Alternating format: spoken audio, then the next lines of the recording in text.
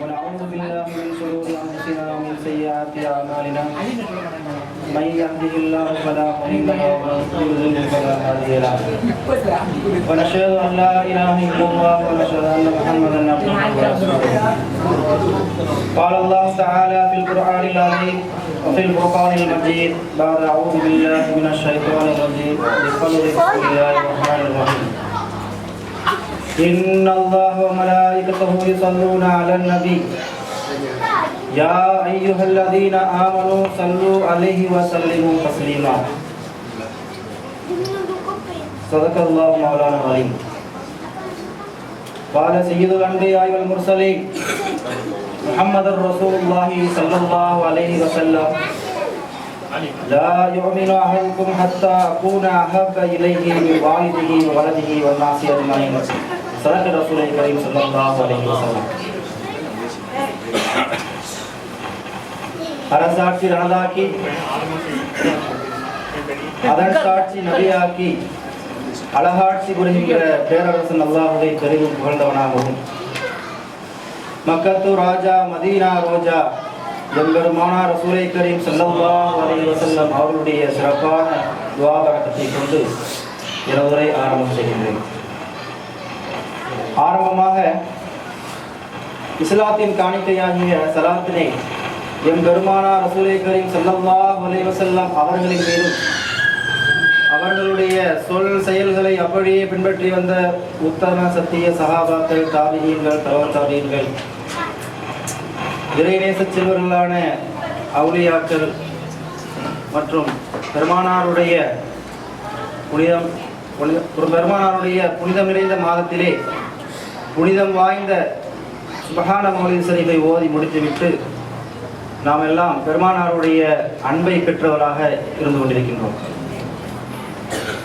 சிறப்பிற்குரியவர்களே, இன்றைக்கு நான் எடுத்துக்கொண்டுள்ள தலைப்பு என்னவென்றால் புனிதம் வாய்ந்த மௌலித் ஷரீஃப் ஒரு ஆய்வு, பெருமானாருடைய புகழ் மாலை ஒரு ஆய்வு என்ற தலைப்பை நான் எடுத்திருக்கின்றேன். இந்த விஷயங்கள் எல்லாம் ஏன் சொல்லப்படுதுன்னா, நம்ம ஓதக்கூடியவங்க திசை மாறி போயிடக்கூடாது. திசை மாறாமல் இருப்பதற்காக வேண்டி இந்த தகவல் எல்லாம் சொல்லப்படுது. ஏன் நம்ம தான் மௌலித் ஓதுறமே, ஏன் இந்த தகவல்? இது மௌலித் ஓத வேண்டாம் என்று ரசூலுடைய அன்பு வேண்டாம் என்று இருக்கின்றார்களே, அவர்களுக்கு சொல்ல வேண்டிய தகவல்கள், ஆனால் ஏன் எங்களுக்கு நீங்கள் சொல்லுகின்றீர்கள் என்று நீங்கள் கேட்கக்கூடாது. இந்த விஷயங்களை நாம் மனசில் வச்சுக்கணும். சில விஷயங்களை வாங்கி மனசில் வச்சுக்கணும். அப்போ எக்காலத்திலே நம்ம வழி தவறாமல் இருக்கிறதுக்கு ஒரு சான்ஸ்.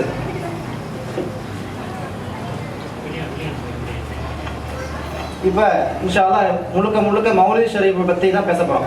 மௌலித் ஷரீஃப்னா என்ன? நம்முடைய முன்னோர்களுக்கு தெரியும் மௌலித் ஷரீஃப் எப்படி உருவாக்கப்பட்டது, ஏன் மௌலித் ஷரீஃப் ஓதுறாங்க, மௌலித் ஷரீஃப் ஓதுனா என்ன பலன், மௌலித் ஷரீஃபையும் ரசூலுல்லாவையும் தரக்குறைவாக பேசினால் என்ன தீமைகள் கிடைக்கும் என்று நம்முடைய முன்னோர்களுக்கு தெரியும். இப்போ உள்ள இளைய தலைமுறைகளுக்கு சில தகவல்கள் தெரியாது. அதன் அடிப்படையில் சொல்லப்படுகிறது இன்ஷா அல்லாஹ். இப்போ முதலாக ஆரம்பத்திலிருந்து போவோம் இன்ஷா அல்லாஹ். மௌலித் என்றால் என்ன? மௌலித்னா என்ன? அதாவது மௌலித்னா ஸல்லல்லாஹு அலைஹி வஸல்லம் அவருடைய பிறப்பு, அவருடைய வளர்ப்பு, எவ்வாறு வளர்ந்தார்கள், அவர்கள் என்னென்னலாம் சேவை செஞ்சாங்க, ஸல்லல்லாஹு அலைஹி வஸல்லம் என்ன சேவை செஞ்சாங்க, அவங்களுடைய நபித்துவத்தை பற்றி மௌலித் ஷரீஃபில் இதைத்தான் சொல்லப்படுது. வேற ஒன்றும் சொல்லப்படல. குர்ஆன் ஷரீஃபுடைய வசனங்கள், ரசூலுல்லாவுடைய பிறப்பை பற்றி, ரசூலுல்லாவுடைய வளர்ப்பை பற்றி, ரசூலுல்லாவுடைய சேவையை பற்றி, ரசூலுல்லாவுடைய நபித்துவத்தை பற்றி, ரசூலுல்லாவுடைய புகழை பற்றி தான் இந்த கவி நடையில ஓதுறதுக்கு பேர் மௌலித் ஷரீஃப் சொல்லுவாங்க. இது ரசூலுல்லாஹ் மேல காதல் கொண்டவர்களால் இயற்றப்பட்டது. எல்லாத்துக்கும் அந்த காதல் கிடைச்சிடாது. எல்லாரும் உலகத்துல எத்தனையோ பேர் இருக்கிறாங்க, அவங்களுக்கெல்லாம் மௌலித் ஓதுறதுக்கு நசீப் இருக்கிறாங்க. அல்லாஹ் யாரை நாடி இருக்கிறானோ அவங்களுக்கு தான், அவங்க தான் ரசூலை புகழ முடியும். அவங்க தான் ரசூலை புகழ்ந்து அவங்களுக்கு அந்த அன்பை பெற முடியும். எல்லாரும் பெற்ற முடியாது. அப்போ நம்ம அல்லாஹ் சுப்ஹானஹு வ தஆலா நம்மளெல்லாம் தேர்ந்தெடுத்திருக்கிறான். பெருமானாரை புகழ்வதின் காரணமாக, ரசூலுல்லாஹ்வுடைய சுன்னத்தை பேணி ரசூலுல்லாஹ்வுடைய புகழை புகழ்வதின் காரணமாக அல்லாஹ் சுப்ஹானஹு வ தஆலா நமக்கு எல்லா விதமான வெற்றியும் தரான். அப்போ இந்த மௌலித் ஷரீஃப்னா விளங்கிட்டீங்க. மௌலித் ஷரீஃப்னா என்ன என்பதை நீங்கள் தெளிவாக விளங்கிட்டீங்க. இந்த மௌலித் ஷரீஃப் வந்து பெருமானாருடைய பெயரில் ஓதப்படுகின்ற மௌலித் ஷரீஃபுக்கு சுபஹான மௌலித் என்று சொல்லுவாங்க. இந்த சுபஹான மௌலிது எப்பொழுது உதயமானது, எப்பொழுது இந்த நம்முடைய இந்தியாவில் தான் சுபஹான மௌலிது ஆரம்பிக்கப்பட்டது. எப்போ ஆரம்பிக்கப்பட்டது? அப்ப இந்த சுபஹான மௌலிது காயல்பட்டினத்திலே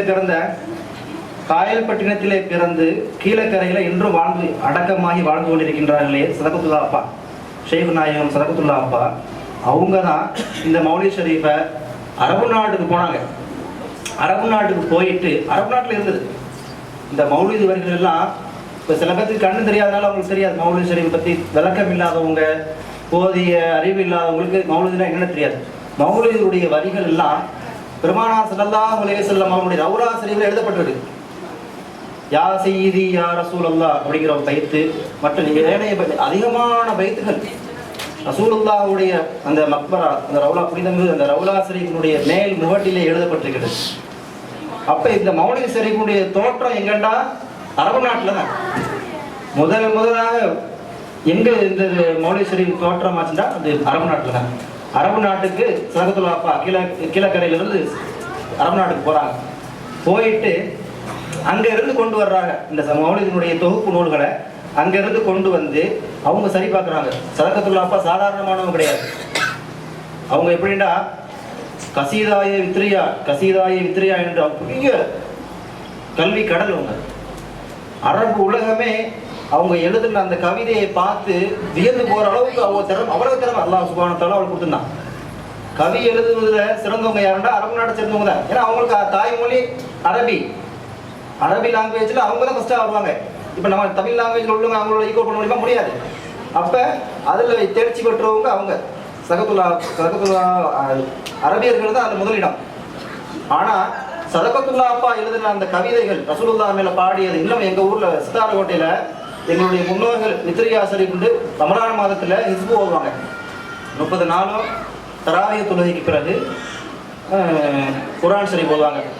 அதுக்காக கட்டமாக உட்காந்து குர்ஆன் ஷரீஃப் ஓதிட்டு இறுதியில் இந்த மித்ரியா ஷரீஃபை படிப்பாங்க. இன்னமும் இருக்கு.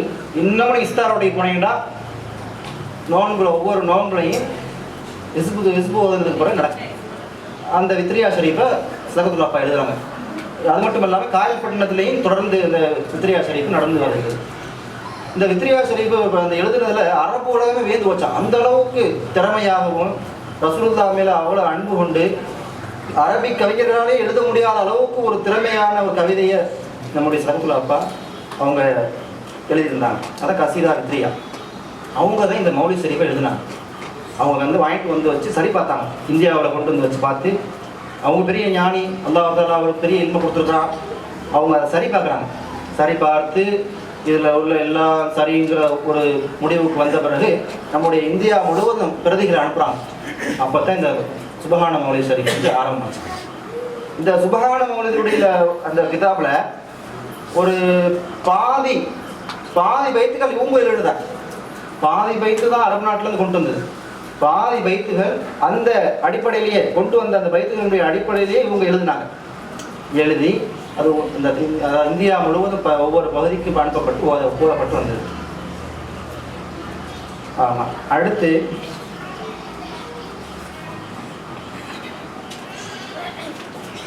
மௌலிது எதற்காக ஓத வேண்டும்? மௌலிதே நம்ம ஓத வேணும். மௌலிது ஏற்பட்டுச்சு. சரி, ஏன் ஓதுனாங்க தெரியுங்கள? ஏன் மௌலிது எப்படி உருவானது, எப்படி தோற்றமானதுன்னு தெரிஞ்சு போச்சு. இப்போ ஏன் ஓதணும்? ஸல்லல்லாஹு அலைஹி வஸல்லம் ஓதிருக்காங்க. ஸல்லல்லாஹு அலைஹி வஸல்லம் மஸ்ஜித் நபவியில் ஒரு மிம்பர் படி ஏற்படுத்தினாங்க. மிம்பர்ண்டா மேடைன்னு அர்த்தம். அரபியில் மிம்பர்ண்டா மேடைன்னு அர்த்தம். இந்த மேடையை ஒரு ஏற்பாடு செஞ்சு அதில் ஹஸ்ஸான் இப்னு சாபித்துங்கிற ரலியல்லாஹு அவங்களுடைய சஹாபியை இது மேலே ஏறி நின்று ரசூலுல்லாஹ் என்னை புகழ்ந்து நீங்கள் பாடுங்க. என்னுடைய வளர்ப்பை பற்றி, என்னுடைய நபித்துவத்தை பற்றி, என்னுடைய சேவையை பற்றி, என்னுடைய புகழை பற்றி நீங்கள் பாடுங்கள் என்று பெருமானார் ஸல்லல்லாஹு அலைஹி வஸல்லம் அவங்க ஒரு மிம்பர் படம் மாதிரி பூ மாலைகளால் அலங்கரிக்கப்பட்டு ஒரு மேடையை அமைத்து கொடுத்து பாடுங்கள் என்று சொன்னார்கள். அதில் ஹதீஸில் எப்படி வருதுன்னா ஃபாஹர அன் ரசூலுல்லாஹி ஸல்லல்லாஹு அலைஹி வஸல்லம் என்பது ஸல்லல்லாஹு அலைஹி வஸல்லத்தை கவிநடையிலே ஹஸான் இப்னு சாபித் ரலியல்லாஹு தஆலா அன்ஹு அவர்கள் புகழ்ந்து பாடினார்கள். ஸல்லல்லாஹு அலைஹி வஸல்லம் யார் பாட சொன்னா? நம்ம இஷ்டத்துக்கு நம்ம பாடல. ஸல்லல்லாஹு அலைஹி வஸல்லம் ஒரு மேடை அமைத்து கொடுத்து பாடுங்கள் என்று சொன்னார்கள். அதன் காரணமாகத்தான் நாம் இன்றைக்கும் மௌலித் ஷரீஃப் ஓதிக்கொண்டு அதனுடைய பலனை அடைந்து வருகின்றோம். அது மட்டுமல்லாமல் காப் இப்னு ஸுபைர் ரலியல்லாஹு தஆலா அன்ஹு அவர்கள் ரசூலுல்லாஹை புகழ்ந்து பாடுகிறார்கள். அதை அங்கீகரிக்கும் வகையில் காப் இப்னு ஸுபைர் ரலியல்லாஹு அன்ஹு ரசூலுல்லாஹை பற்றி புகழ்ந்து பாடுறாங்க. அப்போ ரசூலுல்லாஹ் அவங்களுக்கு பாராட்டு தெரிவிக்கிறதுக்காக வேண்டி அதை ஏற்றுக்கொள்வதின் அடையாளமாக தான் மேலே போட்டிருந்த அந்த மேலே சாப்பில் போட்டிருக்காங்களா, சித்தமெல்லாம் ஒரு 6 நாளாக பார்த்துருப்பீங்க, மேலெல்லாம் சாப்பில் போட்டு பேசினாங்க. அது ஒரு அடையாளம், நல்ல ஒரு கம்பீரத்தை காட்டும். அந்த அவங்க போட்டு ரசூலுல்லாஹ் மேலே போட்டது எவ்வளோ பெரிய சிறப்பாக இருக்கும். அந்த மேலங்கியை தூக்கி காப் இப்னு ஸுபைர் ரலியல்லாஹு தஆலா அன்ஹு அவர்களுக்கு அவங்க மேலே ஒரு அன்பளிப்பாக போட்டுக்கிறாங்க. அப்போ இதிலிருந்து நம்ம என்ன செய்யப்படுது? ரசூலுல்லாஹை புகழ்வது சிறப்பு இருக்கிறது. சிறப்பு இருக்கிறதின் காரணமாகத்தான் அவர்கள் அந்த சன்மானத்தை வழங்குகின்றார்கள். அது மட்டுமல்ல, சஹாபாக்கள் மதீனாவிலே போய் சேர்ந்து விட்டார்கள். ரசூலுல்லாஹ் ஹிஜ்ரத் செய்வதற்கு முன்னால் சில சஹாபாக்கள் முன்னால் போயிட்டாங்க. அப்போ ரசூலுல்லாஹ் ஹிஜ்ரத் புறப்பட்டு குபா என்ற மக்கா மதீனாவுக்கு முன்னால் மஸ்ஜித் குபா என்ற ஒரு இடம் இருக்குது. அங்கிருந்து அங்கே தங்கிவிட்டு வர்றாங்க. தங்கிட்டு வரப்போகும்போது சஹாபாக்கள்லாம் ரசூலுல்லாஹ்வுடைய வருகையை எதிர்பார்த்து மதீனாவுடைய ஓர பகுதியில் நின்று காத்துக்கிட்டே இருக்காங்க. ரசூலுல்லாஹ் எப்போ வருவாங்களா வரத்து மேலாம் நின்று பார்த்துருக்காங்க. இந்த மெசேஜுங்கிற ஒரு படம் அப்படியே நேச்சுரலாக அந்த ஹதீஸை அப்படியே படம் எடுத்து வச்சுட்டாங்க. பாருங்கள், இந்த மெசேஜுங்கிற படத்தில் ஸல்லல்லாஹு அலைஹி வஸல்லம் மஸ்ஜிதுல் குபாவிலிருந்து 3 பேர் வருவாங்க. அதை மரத்திலிருந்து பார்ப்பாங்க. மரத்திலிருந்து பார்த்துட்டு இருப்பாங்க. ரசூலுல்லாஹ் வர்றாங்களா, நம்ம திரும்பி போயிட்டா ரசூலுல்லாஹ் தான் என்ன செய்யறது அப்படின்னு சொல்லிட்டு குழந்தைகள் பெரியவர்கள் எல்லோரும் அந்த மதீனாவுடைய எல்லையில் நின்று ரசூலுல்லாஹை வரவேற்பதற்காக வெயிட் பண்ணிட்டு இருக்காங்க. அப்போ திடீர்னு ரொம்ப நேரம் காத்திருந்து ரசூலுல்லாஹ் வந்துட்டாங்க. வரப்போகும்போது அப்போ அங்கே உள்ள பெரியவர்கள் சிறுவர்கள் எல்லாரும் சேர்ந்து ரசூலுல்லாஹ் மதீனாவுக்குள் நுழைய போகும்போது அவங்க படிக்கிறாங்க, தலாஅல் பதுரு அலைனா, ஸல்லல்லாஹு அலைஹி வஸல்லம் எங்களுக்கு கிடைச்ச ஒரு சந்திரன், எங்களுக்கு ஒரு சந்திரன் கிடச்சிருச்சு அப்படின்னு சொல்லிட்டு படிக்கிறாங்க.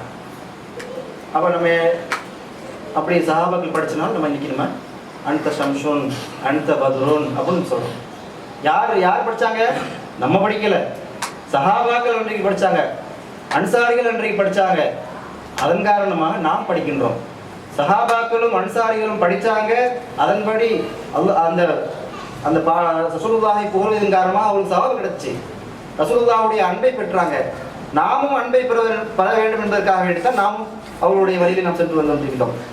அடுத்தபடியாக அடுத்த ஒரு சஹாபி ஜாபிர் இப்னு சம்ரா ரலியல்லாஹு தஆலா அன்ஹு கூறுகிறார்கள், பெருமானாரின் முகம் சந்திரனை போன்று இருந்தது, சூரியனை போன்று இருக்கிறது. இது வந்து முஸ்லீம் ஷரீஃபில் குர்ஆனுக்கு அடுத்தபடியாக சஹீஹுல் புகாரி, அதுக்கடுத்து முஸ்லீம் அப்துல்லா சிஹா சித்தாவுடைய கிதாபுல் சொல்லுவாங்க. அப்போ முஸ்லீம் என்ற கிரந்தத்திலே இந்த ஜாபிர் இப்னு சம்ரா ரலியல்லாஹு தஆலா அன்ஹு கூறுகிறார்கள், பெருமானாருடைய முகம் சந்திரனை போன்று சூரியனை போன்று இருக்கிறது என்று அவர்கள் சொல்லியிருக்கின்றார்கள். அப்போ நம்ம அந்த சம்ஷுன் அந்த பதுருன்னு சொல்றதுக்கு ஆதாரம் இது ஆதாரம், வேற ஒன்றும் கிடையாது. சஹாபாக்கள் சொல்லியிருக்கின்றார்கள், நாம் சொல்கின்றோம். நாமளா இந்த ஒரு இதை நம்ம உண்டு பண்ணல, சஹாபாக்கள் சொல்லியிருக்கின்றார்கள். அடுத்து அது மட்டுமல்ல, இன்னொரு பெரிய ஆட்சி என்னன்னா, ஸல்லல்லாஹு அலைஹி வஸல்லம் இந்த உலகை விட்டு பிரிந்து விட்டாங்க. இந்த நிலையில் அவங்களுடைய ஈரக்குலையான பாத்திமா அம்மா கவலையோடு இருக்காங்க. கவலையோடு இருந்து தன்னுடைய தந்தையை பற்றி பாடுகிறாங்க. தன்னுடைய தந்தை மீது அன்பு கொண்டு தன்னுடைய தந்தையின் பிரிவை பாடுறாங்க. மாதா அலாமன் ஷம்ம துர்பத் அஹ்மதி அல்லா யஷும்ம மத ஜமானி ஹவாலியா சுப்பத் அலைய மசாயிபுன் லவ் அன்னஹா சுப்பத் அல் ஐயாமி உதுன லயாலிஹா. இந்த பைத்தினுடைய அர்த்தம் என்னன்னா, மாதா அலாமன் ஷம்ம துர்பத் அஹ்மதி